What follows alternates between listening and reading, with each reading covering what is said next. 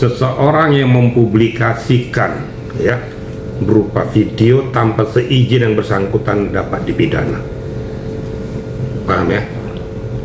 Tanpa seizin yang bersangkutan mengedarkan atau mempublikasikan video tertentu kepada orang lain tanpa seizin dapat dipidana. Untuk diedarkan itu adalah untuk hal yang positif, tapi hal untuk menjerat orang itu tidak bisa, harus ada seizin daripada bersangkutan. Apalagi dijual. Berarti kan publikasi dijual, berarti mencari keuntungan daripada video itu. Kan gitu. Paham gak kira-kira deh? Ya. Seperti contoh mantan Kapolres Ngada mempublikasikan, memvideokan apa yang dia lakukan pada orang ya, tanpa izin yang bersangkutan, merusak kredibilitas, integritas yang bersangkutan, kena pidana dia. Jadi intinya bahwa mempublikasikan, mempublis suatu hal berupa video tentang predikat seseorang tanpa seizin, ya, tanpa seizin daripada yang bersangkutan, itu kena dia. Contoh konten kreator, ini saya kasih tahu aja, konten kreator memotong video seseorang dalam suatu seperti media kayak gini, dipotong tapi intinya tuh yang mengarah kepada positif jadi negatif, itu kena pidana tuh kontennya. Nggak bisa. Jadi harus seizin yang bersangkutan, yang dipublikasikan siapa, seizin bisa nggak saya publikasikan ini. Pidananya pasal apa nih Pak Irjen? Kan itu kan pelakunya berdua. Kalau misal dua-duanya dia emang membuat untuk ya. Kan itu beda kan.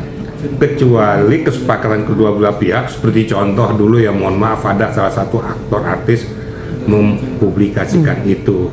Kalau yang seperti Lisa lakukan itu kan kayaknya memang dia lakukan berdua, terus direkam, lalu memang seumpamanya itu memang jadi komersial buat mereka berdua, dan dia tahu itu apa kena hukum dan kena pasalnya seperti apa?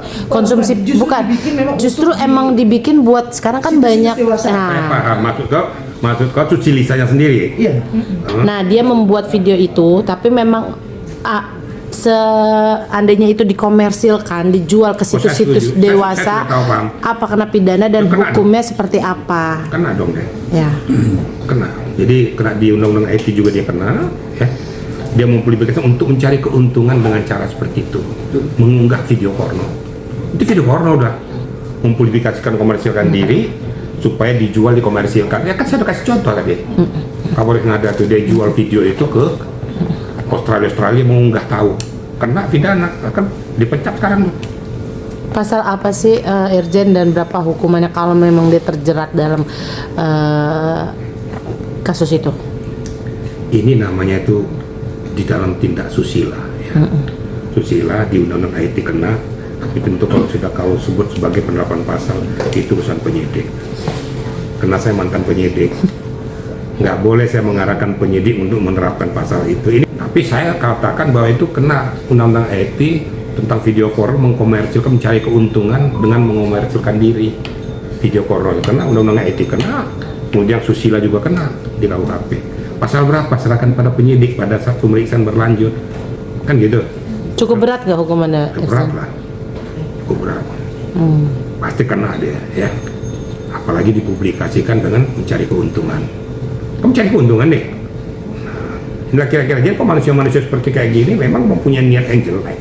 Tapi jika memang ada yang melapor tentang video itu di luar konsep ini untuk menjatuhkan si Lisa, itu bisa atau seperti apa kan? Mungkin dengan alasan seperti ini. Gak usah dilaporkan kalau memang itu ternyata benar, dilakukan ya, tanpa dilaporkan itu kan pidana murni. Sekarang contoh aja, saya nyangkut aja. Nikita Mirzani, anaknya Loli dengan Fadel, walaupun mereka mau melakukan restoratif justice, silakan saja berdamai, tapi pidananya nggak bisa, karena itu pidana murni, bukan delik aduan. Itu tercakup di dalam KUHP yang mengaborsi di bawah umur tanpa melalui etika prosedur, pidana. Walaupun mereka berdamai tetap pidana. Gitu loh kira-kira. Jadi bisa dibedakan gitu ya. Seperti yang Anda katakan tadi, kena tanpa dilaporkan.